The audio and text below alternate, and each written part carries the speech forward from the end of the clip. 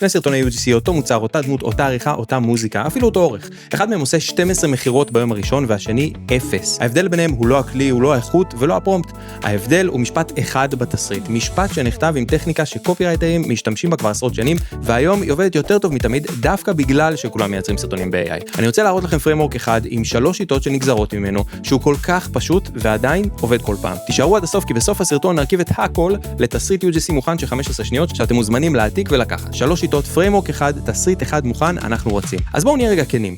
לפני שנתיים לייצר סרטון UGC טוב היה יתרון. היום כל אחד עם כרטיס אשראי מייצר סרטון סביר תוך חצי שעה. הביצוע הפך לאוטומטי. שכולם נראים טוב, נראה טוב, שווה 0. אני זוכר את הרגע שהבנתי את זה. ישבתי מול המסך באיזה 12 בלילה אחרי שסיימתי סרטון שהייתי בטוח שהוא הכי טוב שעשיתי. תאורה מושלמת, מעברים חלקים, דמות עקבית, העליתי אותו, למחרת בבוקר פתחתי את הנתונים ואמרתי לעצמי איך זה יכול להיות. אנשים צפו וכלום לא קרה. אף אחד לא הקליק, אף אחד לא קנה. למה? פשוט, כי הסרטון שלי דיבר על המוצר. ולמי בכלל אכפת מהמוצר? הוא לא דיבר על הסיבה שבגללה מישהו קם בבוקר וצריך אותו. אנשים לא קונים מוצרים, הם קונים רגשות. אבל את זה אולי אתם כבר יודעים.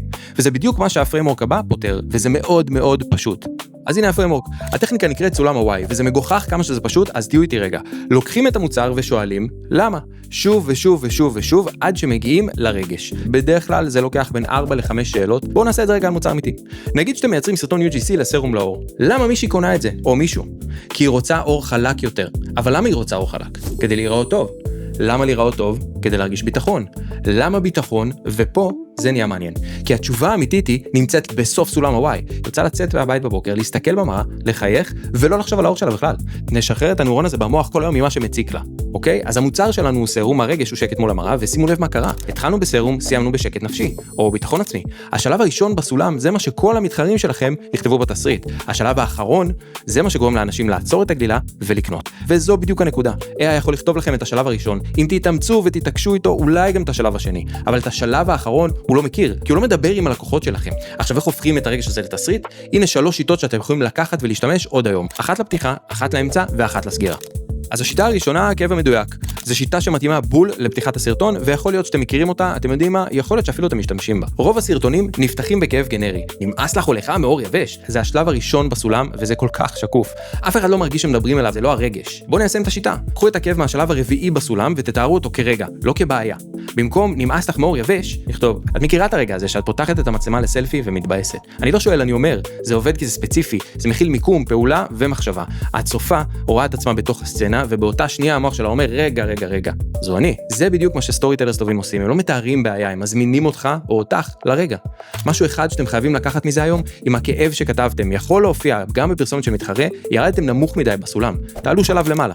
השיטה השנייה שמתאימה לאמצע הסרטון זה התמונה שאחרי. אז אחרי שנגענו בכאב, הפיתוי הוא לדבר על המוצר. רכיבים, טכנולוגיה, מה אנחנו עושים יותר טוב, כמה שנים פיתחנו אותו ועוד כל מיני דברים לא מעניינים. כל הפיצ'רים האלה הם טעויות. המוצר מקבל משפט אחד, לא יותר.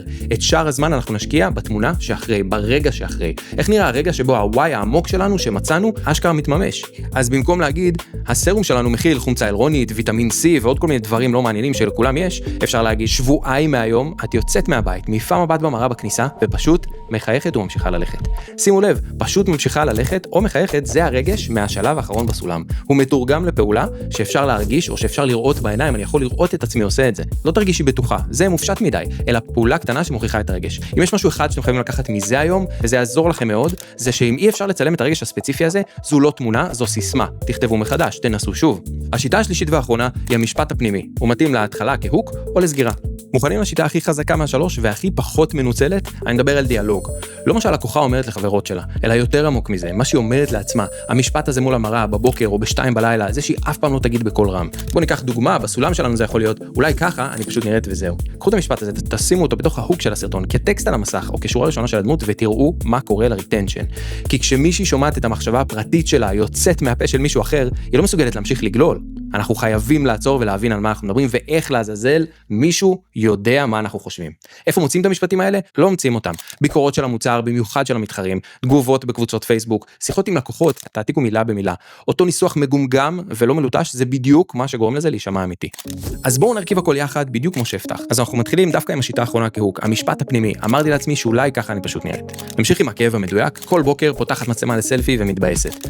ונסיים עם המוצר, משפט אחד, ואז ניסיתי את זה, סרו, פעם ביום. אנחנו מסיימים עם התמונה שאחרי, והיום אני עוברת ליד המראה ופשוט ממשיכה ללכת עם חיוך. הלינק למטה, תודו לי אחר כך, זה CTA, Call to Action שחייבים לשים, אף אחד לא אוהב את זה, אבל זה בסוף מה שמניע לפעולה. 15 שניות, 0 מילים על רכיבים או על טכנולוגיה, 100% רגש, וכל שורה ישבה שלב אחרי שלב בסולם הוואי. אז כן, כל אחד היום יכול לייצר סרטון UGC, וזה בדיוק העניין. שהביצוע זמין לכולם, הוא מפסיק להיות המשחק. המשחק האמיתי הוא לדעת למה הלקוח שלכם באמת קונה, וזה משהו שאף מודל לא ימצא בשבילכם, כי התשובה לא נמצאת בדאטה, התשובה נמצאת אצל הלקוחות שלכם, או הלקוחות הפוטנציאליים.